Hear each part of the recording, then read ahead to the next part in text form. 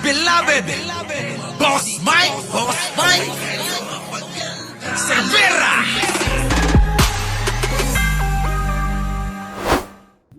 Patay gutom nating basher, ano? Kasi sinasabi ni Bakit kaya nilang gawin yun? Ano? Bakit kaya nilang sabihin yung patay gutom? Ano? Mga kababayan, sipin yung mga kababayan, no? Ako hindi ko kayang sabihin yung patay gutom. Kahit si Atty. Claire Castro eh. 'Di ba? Hindi naman na masasabi yun eh. Patay gutom, mga kababayan. Kasi parang binababa mo masyado yung pong ano ng Pilipino nun. Okay lang eh, sabihin mo tanga, bobo eh, kasi totoo naman. Kasi mga kababayan, etong mga ito, ligaya, magsimula na. Sana ako kunin content mo. Kunin mo. Walang problema. Bahala kayo. Kunin nyo lahat ng gusto nyong kunin. Wag lang ako. Wag lang yung katawan ko kasi may nagmamay-ari na. Ito. Dito na tayo, Shaila Mahotra. Makinig. Tingnan nyo, patay gutom daw kayo. sagutin lang natin yung mga patay gutom nating basher, ano? Kasi Kita mo, Eduardo Musa, patay gutom ka raw. Grabe, no, mga kababayan, ano? Kakainis. Oo. Sabihan kayong patay gutom, no? Leo Gario Pajarlito at si Gerardo Ramirez, Arnildat, Ate D. Patay gutom pala ka ikaw eh. Michelle Reyes eh. sagutin lang natin yung mga patay gutom nating basher, ano? Kasi sinasabi nila, andito daw kami, binayaran daw kami ng China para pagandahin ang pangalan ng China. Totoo naman, di ba? Noon pa man yan eh. Noon pa man gawain nyo na yan. Nako, kayo naman eh. Ito no, napakasinungaling mo. Aminin mo na kasi. Ako talaga umaamin ako eh. Di ba? Aminin mo na. Bayaran ka naman talaga. Gaano ba siyang kayaman? Kahit ba bilyon-bilyon ang pera mo, masamang manghamak ng tao, sabi, nako. Yan na nga, sinasabi ko sa inyo. Ako, Xiaopi, Norely, Bunny Boy, hindi ko kayang sabihin yan sa mga DDS. Mahal ko sila eh. Di ba? Joel Macalinaw, Rose Ana Lastrilla, di ba? Tamura, di ba? Kaya ba nating sabihin sa kanila yan? Hindi ko kaya sabihin yan. Patay gutom? Hindi ko kaya. Oo. Mamaya ikaw ang pagdamutan ng may kapal eh. Bawiin sa'yo lahat ng mga binayad sa'yo eh. Di ba? Di ba? Josephine Talusig? Ikaw, ligaya, kung bawiin sa'yo. Di ba? Di ba? Dapat pala title ng live mo, Boss Mike, si Banat Bay, nang hahamak ng tao. Kita nyo, no? Alam nyo, kahit anong sama ng sinasabi sa atin, hindi natin kailangan sabihin na patay gutom. Yung bang sinasabi, wala tayong makain. Diba, no? Sige, pakinggan nga natin ito sinasabi na itong gonggong na to. Hindi rin naman kayo mga gunggong at mga tanga. Ang China, maganda na yan, pangalan na yan sa buong mundo. Bakit? Dahil po sa magandang negosyo nila at magaling na patakaran nila at dahil sa advance ng kanilang technology. Sa Pilipinas lang naman pangit ang imahe ng China dahil doon sa mga anti-China na mga opisyal natin sa gobyerno. Pero sa buong mundo, kilala na po ang China bilang isang magandang lugar. Kita niyo mga kababayan, mali yung sinasabi niya eh. Mali, mga kababayan. Walang pangit na sinasabi ang mga opisyal ng gobyerno sa kung ano yung mayroon ng China. Ang pinaglalaban ng opisyal ng gobyerno natin, yung karapatan natin dyan sa pinag-aagawang teritoryo, putang ina mo, bobo ka, Banat Bay. Bobo, mga kababayan, tatanga-tanga. Ano sinasabi mong galit yung mga... Ang complaint, ang reklamo ng opisyal ng ating mga gobyerno, hindi sa kanilang ekonomiya, hindi sa kanilang bansa, hindi kahit na ano. Wala na yan, given na yan, maganda talaga ang China. Kundi ang pinaglalaban ng mga opisyal ng gobyerno ng Pilipinas ay yung karapatan lang sa West Philippine Sea. Tanga! Diba? Tatanga-tanga. Putang ina ka, tumanda ka na ng ganyan, tanga ka pa rin. imbis na makatulong ka sa pagsasaayos ng sigalot ng China at Pilipinas, abay gulo ka pang hayop ka. Tama, di ba, mga kababayan? Meron ba tayong complaint sa China? Nirereklamo ba natin yung mga achievement nila, yung mga naging magandang ginawa nila sa bansa nila, sa mga kung ano-ano, di ba? Wala tayo doon. Humahanga nga tayo eh. Kaya nga tayo laging nasa China eh. Kasi believe tayo eh. Ang kino-complain natin at kino-contest natin, yung pong karapatan natin diyan po sa West Philippine Sea. Yung po yung pinaglalaban ng mga tauhan ng gobyerno. Banat bay, tanga ka! Ang problema, nakarating ka lang dyan, kala mo sino ka. Ito ang problema sa mga ngayon lang nakakadaman ng kaginhawahan sa buhay eh.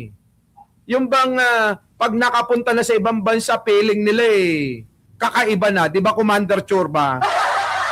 Akala nila kapag nasa ibang bansa na sila, iba na. Di ba? Mga kababayan, inaikot naman natin ang buong mundo. Hindi naman tayo ganyan.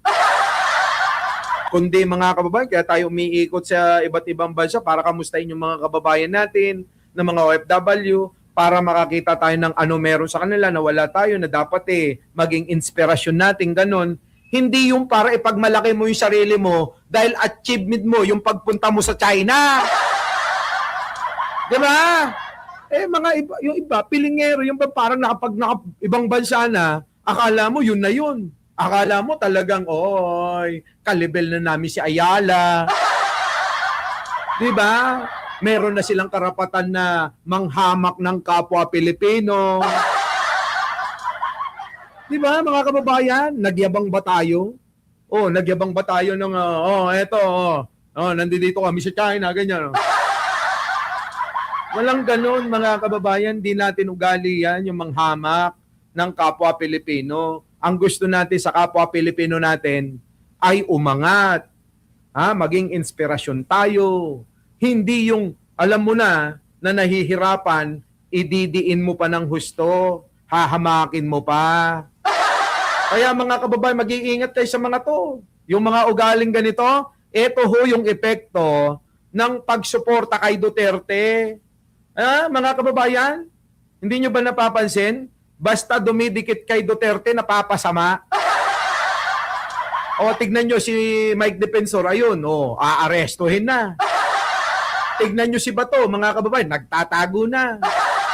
Tignan nyo si Alan Peter Cayetano, ayun, ampalaya pa rin hanggang ngayon. Tignan nyo mga kababayan, yung mga nakadikit na yan, tignan nyo, puro kaso na. Diba mga kababayan? Yan ang sinasabi ko. Tignan nyo yung mga dumidikit kay Pangulong Bongbong. Mga kababayan, ano nangyayari? Maganda, diba? Katulad ni Isko. Puntahan natin si Isko. Isko. Sa lahat ng mga negosyante, mamamayang nagbabayad ng buwis sa takdang panahon. Maraming salamat po sa inyong lahat. Yan. Sabi ni Bunny Boy, Boss Mike, yung nasa Paris ka nga last year, ang humble. Kasi mga kababayan, hindi naman natin kailangan magliyabang sa ganyan-ganyan. Bakit kailangan iyabang mo na, nasa Paris ako, nagbabakasyon ako, patay gutom kayo, kaya nyo to. Diba? Hindi ho. Kasi, ang mundo, naniniwala ko, bilog yan. Ang mga Pilipino, mapaparaan. Darating ang panahon, sila'y makakarating din yan. At kung ikaw nakarating, maging inspirasyon ka na lang. Hindi yung bibigyan mo pa ng mga komento yung mga kababayan mo, Bunny Boy, na imbis na ma-inspired sila, imbis na maging inspirasyon kanila, parang mawawalan na sila ng gana o mawawalan na ng pag-asa na kaya ba talaga nila. Di ba dapat turuan natin na bigyan ng lakas ng loob, bigyan ng inspirasyon na darating ang panahon. Kayo rin ay magagawa nyo yan. Kung nagawa ko, magagawa nyo rin yan. Di ba? Ganun. Di yung patay gutom kagad ang banat. Ang ina nyo, mga DDS kayo, pare-parehas kayo. Sa totoo lang, bakas na bakas naman sa mga mukha nyo. Di ba? Bakas na bakas naman ang mga mukha nyo. Yung mukha nyo, bakas ang kahirapan. Di ba? Hindi na, tingnan nyo naman yung mukha mga kababayan. No? Dali lang. Isko, wait lang Yan, may Tignan nyo yung mukha ni Banat Bay. Yan ba yung bakas ang kaginhawahan sa buhay? Di ba bakas sa kabataan niya, yung nahirapan talaga? Yung para bang mga kababayan mukha siyang naging kargador sa Divisoria. Di ba? Ayan yung itsura. Okay lang sana kung ang itsura mga kababayan parang Mike Cervera. Yung mukha nga ni Mike Cervera na may karapatan para mangutya, para magsalita. Hindi naman ginagawa yun ni Mike Cervera. Pag nakita niyo yung itsura, di ba, gwapong-gwapo, makinis, maputi, kulay pink. Katulad ho neto, mga kababayan, si Banat Bay, mukhang nahirapan ng gusto ng kabataan.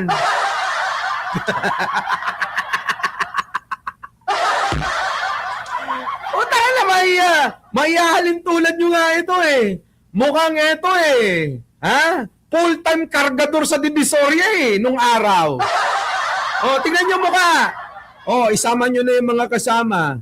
Lahat na sila, lalahatin natin. Tingnan nyo nga yung mga itsura. Di ba? Yung Mike Cervera, nagyabang ba yun? Hindi nagyayabang yun. Di ba? Isa lang ang pinagyabang nun, yung Kia Pride na kotse niya. Di ba? Di ba no, Jing Martin na? Ay, nako, ewan ko. Our beloved